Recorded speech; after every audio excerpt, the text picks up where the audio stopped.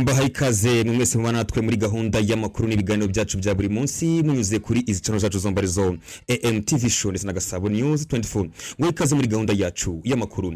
Tujye gusuzuma inkuru ikomeje kuvugisha benshi ku isi yose, ni inkuru ijyanye n'umushinga wa Qatar wo gushyiraho special force izahuriza hamwe guverinoma ya Repubulika ya Demokarasi ya Kongo RDC n'umutwe wa AFC M23.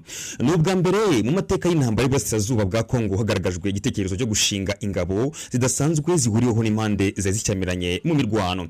Qatar ibona ko ari inzira iyo yonyine kugarura amahoro n'ituze mu Burasirazuba bwa Repubulika ya Demokarasi ya Kongo. Ariko se koko ibi birashoboka?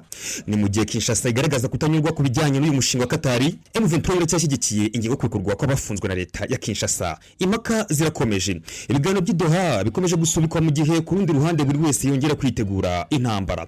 Mu iki kiganiro tugiye kubagezaho ibisobanuro birambuye, ubusesenguzi bwimbitse n'ingaruka z'uyu mushinga ku mahoro y'akarere muri rusange. Nje mugiye kubana, nitwa Etienne Besa Nguhaye ikaze. Guverinoma ya Qatar yahaye leta ya Repubulika ya Demokarasi ya Kongo n'umutwe wa AFC M23 igitekerezo cyo gushinga umutwe w'ingabo zidasanzwe arizo special force. N'umutwe uhuriweho n'impande zombi nk'umwe mu buryo bwatuma amahoro agaruka mu Burasirazuba bwa Repubulika ya Demokarasi ya Kongo.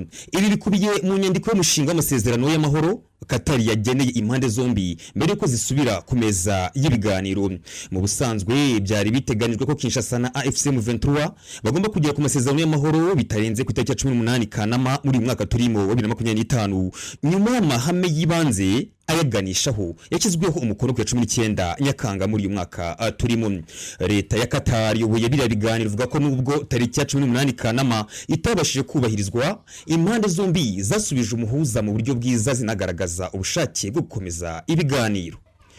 Nyuma yuko AFC M23 na leta ya Kinshasa bombi bagaragaje ko biteguye gukomeza ibiganiro mu itangazo ryo ku 17 Kanama, kimwe mu byatindije biriya biganiro ibyo yakwiye kuba byarabaye ku itariki ya 8 Kanama harimo kuba AFC M23 yari tsimbare ku ngingo yuko Kinshasa igomba kubanza kurekura amagana baboke b'uyu mutwe bafunzwe n'ubutegetsi bwa Kinshasa. Amakuru avuga ko icyizere kuri biriya biganiro byasaga n'ibyadindiye cyongeye kugaruka ku 14 Kanama ubwo Doha yoherezaga M23 na leta ya Kongo Kinshasa inyandiko y'umushinga w'amahoro impande zombi zigomba gusinyana. Uyu mushinga uteganya ko mu gihe amasezerano azaba ashyizweho umukono azashyirwa mu bikorwa mu byiciro bitatu bishobora gutwara amezi agera muri 7. Ikinyamakuru Jeune Afrique dukesha iyi nkuru cyuko cyabashije kubona inyandiko y'aya masezerano kivuga ko icyiciro cya mbere icyo masezerano giteganya ko hagomba gushingwa biciye muri Minisiteri y'Umutekano w'imbere muri Repubulika ya Demokarasi ya Kongo umutwe w'ingabo zidasanzwe ari special force uzaba nk'umutwe w'inzibacyuho uhuriweho na Repubulika ya Demokarasi ya Kongo ndetse n'abarwanyi ba AFC M23. Ni umutwe w'ingabo ugomba kuba ugizwe na 50% ubujuje ibisabwa bwo kubanirwa AFC M23 bazaba bashinzwe gukorana n'abagize polisi ya Repubulika ya Demokarasi ya Kongo, ukazaba wemerewe gukorera mu duce twagizweho ingaruka two mu ntara Kivu y'Amajyaruguru na Kivu y'Amajyepfo. Uyu mutwe niwo wonyine uzaba wemerewe gukorera muri utwo duce. Umushinga w'amasezerano y'amahoro wa Qatar kandi uteganya ko manda y'uriya mutwe w'ingabo zidasanzwe izaba ari imyaka 5 ariko igomba kongerwa mu gihe biri ngombwa. Nyuma y'aho bawugize bakaba bashobora kuzingizwa mu ngabo no muri polisi ya Repubulika ya Demokarasi ya Kongo. Usibye by'uriya mutwe wihariye, inyandiko y'umushinga w'amahoro wa Qatar inateganya ko mu duce twa M23 igenzura hagomba gusubizwaho ubuyobozi bwa leta, imwe mu ngingo kugeza ubu Kinshasa n'uriya mutwe bataravugaho rumwe. Leta ya Repubulika ya Demokarasi ya Kongo ivuga ko gusubizaho ubuyobozi bwa leta bisobanuye ko AFC M23 igomba gusubira inyuma ikava mu bice igenzura. Gusa uriya mutwe uvuga ko ntaho uzajya. Qatar mu mushinga wayo iteganya ko gusubizaho ubuyobozi bwa leta bireba intara Kivu y'Amajyaruguru ndetse n'iy'Amajyepfo, aho guverinoma ya Kongo igomba gushyiraho abayobozi b'agateganyo barimo abashobora gutangwa n'uruhande rwa AFC M23. Mu yandi makuru mu ruzinduko kuvuga ko ari rwa politike n'ubutabazi mu bihugu bine byo muri Afrika yo hagati n'Uburasirazuba, Minisitiri w'Intebe wungirije akaba na Minisitiri w'Ububanyi n'Amahanga w'Ububiligi ni Maxime Prevo yakiriwe muri Repubulika ya Demokarasi ya Kongo Kinshasa, yakirwa na Perezida wa Repubulika ya Kongo Felix Antoine Tshisekedi mu ruzinduko rusa nk'urutunguranye. Nyuma y'inama yabo yamaze amasagera kuri 2, Minisitiri Prevo yongeye gushimangira ubushake bw'Ububiligi ndetse n'umuryango w'ubumwe bw'ibihugu by'Uburayi EU European Union mu bikorwa byo gushakisha amahoro biyobowe na Repubulika ya Demokarasi ya Kongo nkuko byatangajwe na Presidence ku rukuta rwa X. Uruzinduko rwa Minisitiri w'Ububanyi n'Amahanga w'Ububiligi ruje mu gihe ibiganiro bya Doha biganisha ku masezerano y'amahoro hagati ya AFC M23 na guverinoma ya Kongo byongeye kuzamo kidobya, ndetse impande zombi zikaba zisa nk'iziteguye gusubukura intambara ku buryo bweruye. Mu itangazo ryashyizwe ahagaragara, ihuriro AFC M23 ryongeye gushinja ubutegetsi bwa Kinshasa kwirengagiza byimaze y'itangazo ry'amahame ya Doha, bugakomeza kugaba ibitero simusiga by'ubugizi bwa nabi mu duce dutuwe cyane hakoreshejwe drone z'ubwiyahuzi n'imbunda zirasa mu ntera ndende kufatanye na guverinoma y'u Burundi. Yagaragaje kandi ko ibice guverinoma ya Kinshasa n'abafatanyabikorwa bayo bakomeje kurundamo ingabo zabo zirimo Wazalendo, FRDC n'ingabo z'u Burundi, FDLR n'abacancuro ari ibice birimo abaturage, ndetse iburira ku kibazo cy'ubutabazi kitigeze kibaho gishobora guterwa n'ingabo z'iterabwoba z'ubutegetsi bwa Kinshasa. Mu yandi makuru, Perezida wa Repubulika ya Demokarasi ya Kongo Felix Antoine Tshisekedi yabwiye Ubirigi ko batanyuzwe n'umushinga w'amasezerano y'amahoro wateguwe na Qatar. Guverinoma ya Repubulika ya Demokarasi ya Kongo yeruye itangaza ko itanyuzwe n'ibikubiye mu mushinga wa mbere w'amasezerano y'amahoro wateguriwe i Doha, nk'uko byatangajwe na Minisitiri w'Ububanyi n'Amahanga w'Ubirigi Maxime Prévost wakiwe na Perezida Tshisekedi i Kinshasa kuri wa kabiri tariki 19 Kanama muri uyu mwaka turimo wa 2025. Umukuru w'igihugu cya Repubulika ya Demokarasi ya Kongo Felix Tshisekedi ubwe yagaragaje neza ko we atishimiye inyandiko bashyikirijwe na Qatar, umuhuza muri iki gikorwa cyo gushakira amahoro arambye iki gihugu cya Repubulika ya Demokarasi ya Kongo. Maxime Prévost yabwiye abanyamakuru ko Perezida Tshisekedi yamuhamirije ko inyandiko yatanzwe itamushimishije. Yashimangiye ko ibiganiro bishya bigomba gutangira mu masaha ari imbere kugira ngo bagerageze kunoza bikubiye muri uwo mushinga w'amasezerano, nk'uko inkuru yatangajwe na mediacongo.net ikomeza ibivuga. Mu ruzinduko rw'akazi muri Repubulika ya Demokarasi ya Kongo, umuyobozi wa diplomasi y'Ubirigi yashimangiye ko byihutirwa kugera ku mahoro arambye n'ubwo igihugu cyakolonije Kongo icyagiye kivugwaho kubangamira inzira y'amahoro ikibuza Perezida Tshisekedi kujyana imishyikirano na M23 kwikubitiro.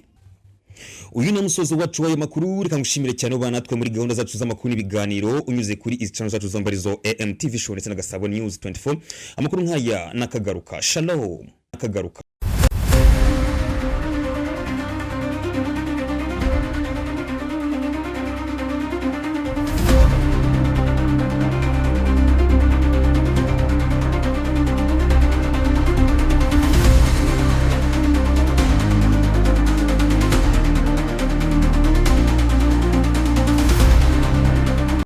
Mbahaye ikaze mwese mubana natwe muri gahunda y'amakuru n'ibiganiro byacu bya buri munsi munyuze kuri izi channel zacu zambarizo AMTV Show ndetse na Gasabo News 24.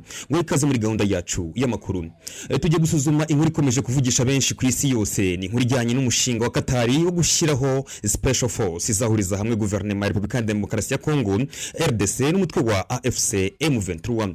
N'ubwa mbere mu mateka y'intambara y'Iburasirazuba bwa Kongo hagaragajwe igitekerezo cyo gushinga ingabo zidasanzwe zihuriweho n'impande zizicyamiranye mu mirwano.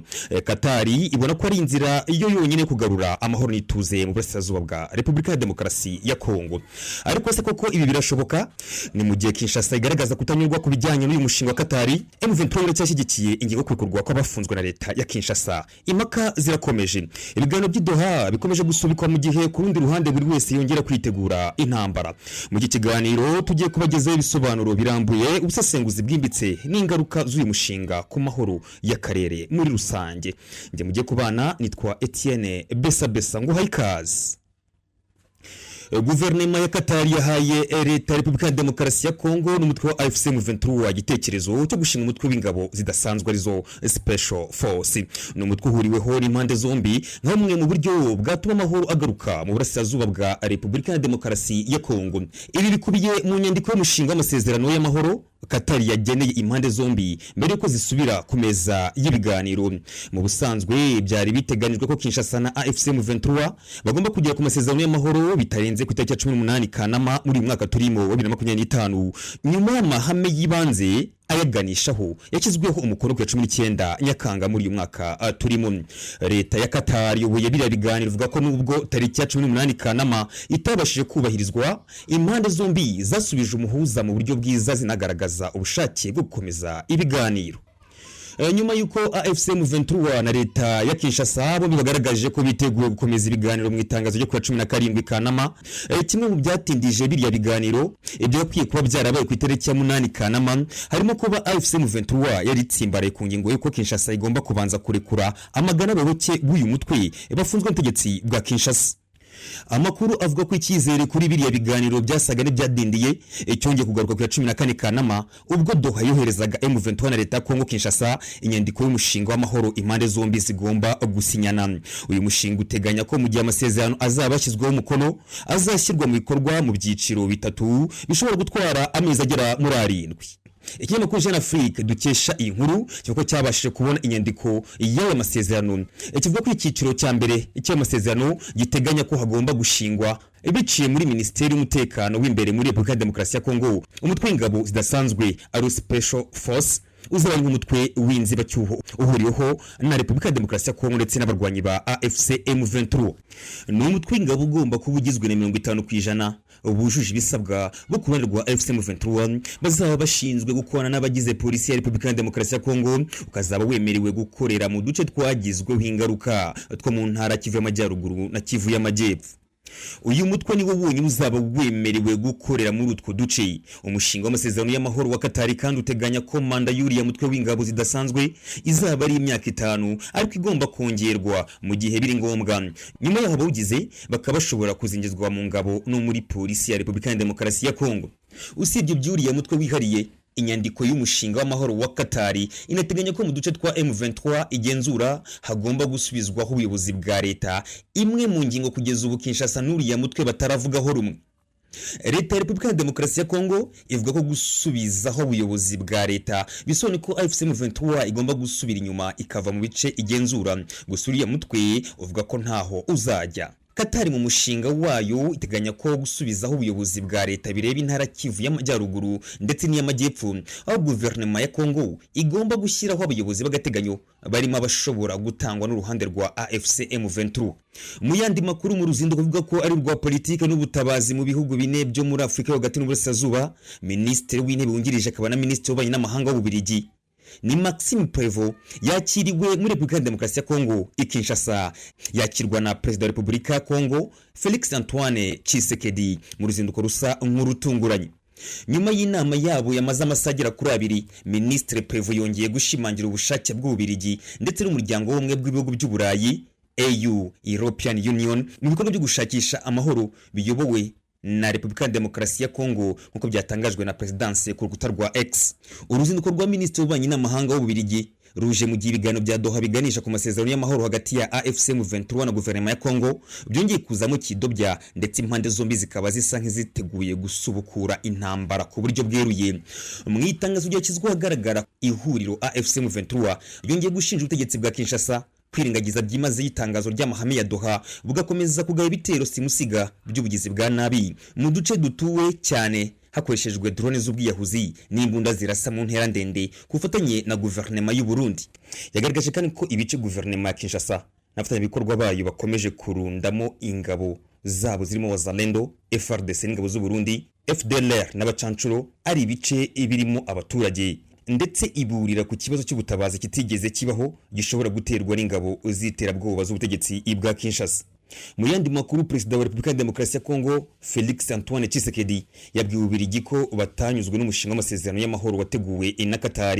Guverinoma ya Repubulika ya Demokarasi ya Kongo yeruye itangaza ko itanyuzwe n'ibikubiye mu mushinga wa mbere w'amasezerano y'amahoro wateguriwe i Doha nk'uko byatangajwe na Minisitiri w'Ububanyi n'Amahanga w'Ububiligi Maxime Prévost wakiriwe na Perezida Tshisekedi i Kinshasa kuri wa 2 tariki 19 Kanama muri uyu mwaka turimo wa 2025. Umukuru w'igihugu cya Repubulika ya Demokarasi ya Kongo Felix Tshisekedi ubwe yagaragaje neza ko we atishimiye inyandiko bashyikirijwe na Qatar umuhuza muri iki gikorwa cyo gushakira amahoro arambye iki gihugu cya Repubulika ya Demokarasi ya Kongo. Maxime Prévost yabwiye abanyamakuru ko Perezida Tshisekedi yamuhamirije ko inyandiko yatanzwe itamushimishije. yashimangiye ko ibiganiro bishya bigomba gutangira mu masaha ari imbere kugira ngo bagerageze kunoza bikubiye muri uwo mushinga w'amasezerano nk'uko inkuru yatangajwe na mediacongo.net ikomeza ibivuga. Mu ruzinduko rw'akazi muri Repubulika ya Demokarasi ya Kongo, umuyobozi wa diplomasi y'Ubirigi yashimangiye ko byihutirwa kugera ku mahoro arambye n'ubwo igihugu cyakolonije Kongo icyagiye kivugwaho kubangamira inzira y'amahoro ikibuza Perezida Tshisekedi kugirana imishyikirano na M23 kwikubitiro. Uyu ni umusozo wacu w'ayo makuru, reka ngushimire cyane ubana natwe muri gahunda zacu z'amakuru n'ibiganiro unyuze kuri izi channel zacu zambarizo AMTV Show ndetse na Gasabo News 24. Amakuru nk'aya nakagaruka. Shalom. Nakagaruka.